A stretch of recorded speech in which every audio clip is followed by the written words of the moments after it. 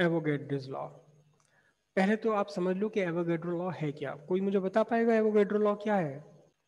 Avogadro बहुत पहले पहले ध्यान से समझ लीजिए कि एवोगैड्रो लॉ है क्या। एवोगैड्रो ने ये कहा कि आपने 3 गैसेज ले ली। एक गैस ले ली आपने CO2, एक गैस ले ली आपने CH4, एक गैस ले ली आपने हाइड्रोजन। इन सभी गैसेस के वॉल्यूम है V। सभी गैस के वॉल्यूम है V। इन सभी गैसेस के प्रेशर है P। सभी गैस का प्रेशर है P।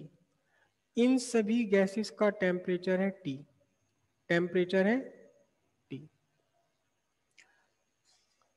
Eight same pressure and temperature, at same pressure and same temperature, equal volumes of gas contains equal number of molecules, contain equal number of molecules। मतलब क्या है? मतलब उन्होंने ये कहा कि अगर यहाँ आपके इस कंटेनर में 1000 मॉलिक्यूल है कार्बन डाइऑक्साइड के, तो यहाँ इस कंटेनर में भी 1000 मॉलिक्यूल होंगे मीथेन के, और इस कंटेनर में 1000 मॉलिक्यूल होंगे हाइड्रोजन के। वजन में कम ज्यादा होगी, ये मास में कम ज्यादा होगा। मास इसका ज्यादा होगा क्योंकि कार्बन डाइऑक्साइड का एक मॉलिक्यूल बहुत भारी है। इसका मास और भी कम होगा क्योंकि मीथेन का एक मॉलिक्यूल का मास कार्बन डाइऑक्साइड के एक मॉलिक्यूल के मास से काफी कम है। हाइड्रोजन का मास और भी कम होगा।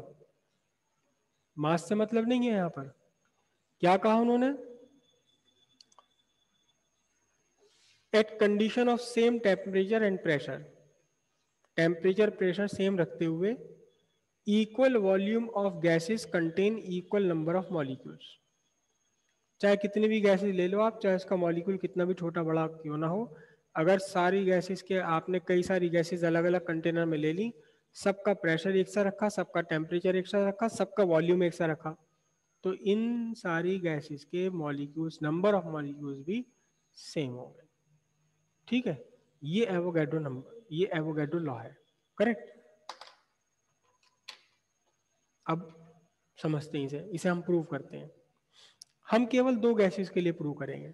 जब 2 गैस के लिए प्रूव हो जाएगा तो 10 गैस के लिए भी प्रूव हो जाएगा, वही बात है। ठीक।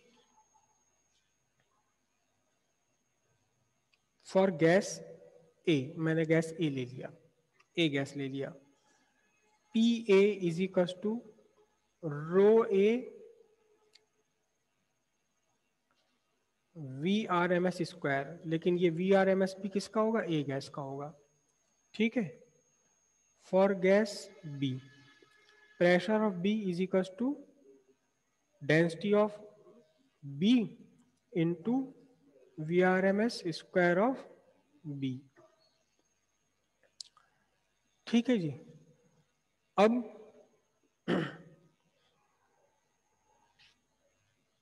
पहले तो मैंने किसी और तरीके से रखा, एनीवे उन्होंने कहा कि प्रेशर दोनों का एक है। Pressure of A is equal to pressure of B.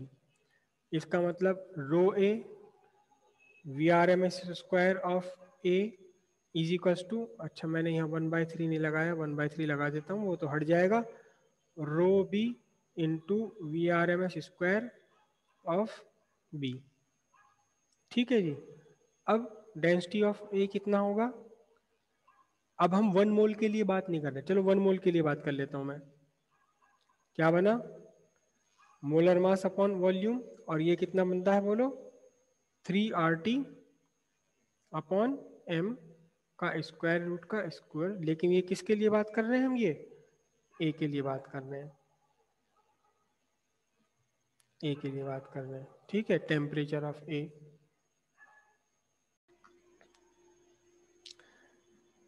Pressure equation कितनी है? प्रेशर इक्वेशन है 1/3 रो VRMS स्क्वायर। ठीक है, इसको मैंने डेंसिटी को लिख लिया capital M by V VRMS square. यहाँ कैपिटल M क्या चीज़ है? Mass of gas what ever it is, v क्या है,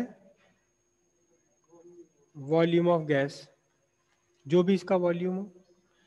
अच्छा, mass of gas is equal to small m into n. यहां स्मॉल m क्या चीज है, mass of one molecule of gas, और n क्या है, n है number of molecules of gas.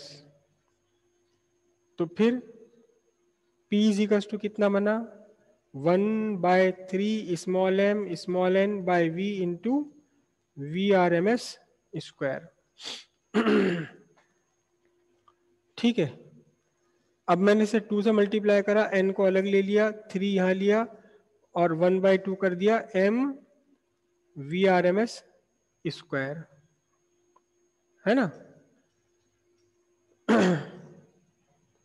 तो अब ये प्रेशर इज इक्वल टू बन गया 2n3v, और ये क्या बन गई, kinetic energy per molecule of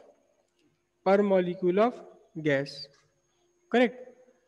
अभी कल हमने kinetic energy per molecule of gas को प्रूव किया था, कहाँ क्या प्रूव किया था, ये VRMS फाइंड किया था, ठीक है। फिर काइनेटिक एनर्जी में VRMS लिखा था हमने ये, और यहां निकल कर आया था ये kinetic energy is equal to 3/2 kT, kinetic energy per molecule of gas directly proportional to temperature. तो kinetic energy per molecule of gas is equal to 3/2 kT, kT है ये, R नहीं है ये K है, R/N। ध्यान से देखो ना, ये तो हमने लिया था वेलोसिटी, वेलोसिटी ये फाइंड कर ली थी 3RT/m, ये वेलोसिटी रखा यहाँ, वेलोसिटी के बाद में ओपन कर दिया, ये रहा, ठीक।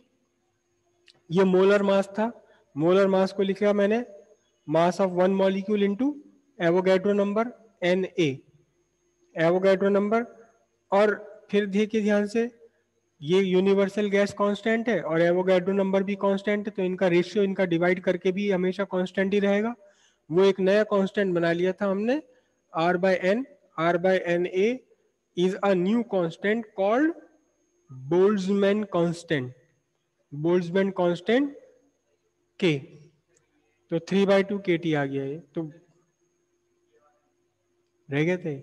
तो kinetic energy per molecule of gas, kinetic energy directly proportional to temperature निकल कर आया था ये, ठीक है। ये आपकी बन रही है kinetic energy per molecule of gas, कितना, 3/2 kT। अब यहां सब्स्टिट्यूट कर दीजिए आप ये, तो P इज इक्वल टू क्या बना, 2n/3v और 3/2 kT, बोल्ट्जमैन कांस्टेंट रख दिया, 3 2 कैंसिल हो गया, P इज इक्वल टू क्या बना बोलिए, n/v इंटू kT। ये हमारा नेट फॉर्मूला निकल के आ गया, प्रेशर इक्वेशन निकल कर आ गई बोल्ट्जमैन कांस्टेंट की टर्म्स में।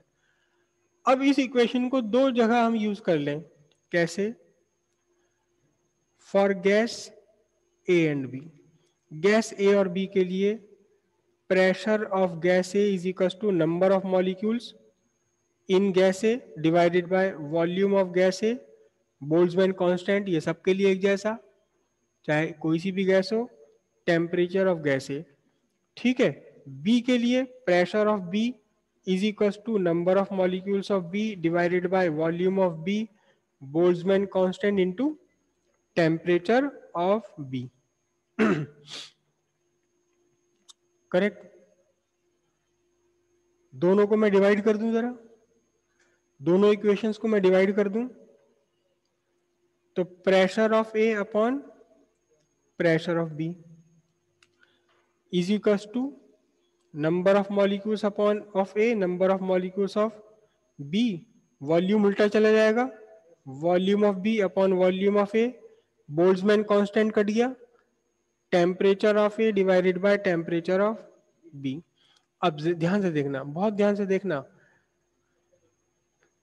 एट सेम प्रेशर, तो pressure of A is equal to pressure of B,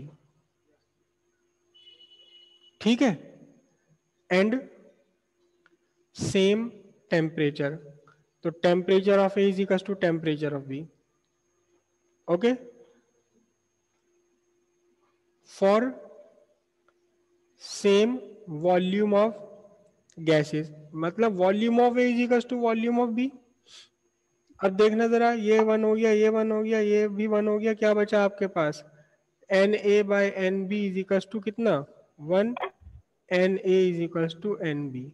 number of molecules in A is equal to number of molecules in B. अगर दो तीन इक्वेशन गैस के लिए लगाओगे तो सबके लिए नंबर ऑफ मॉलिक्यूल्स यहाँ से सेम निकल करके आएंगे, है ना।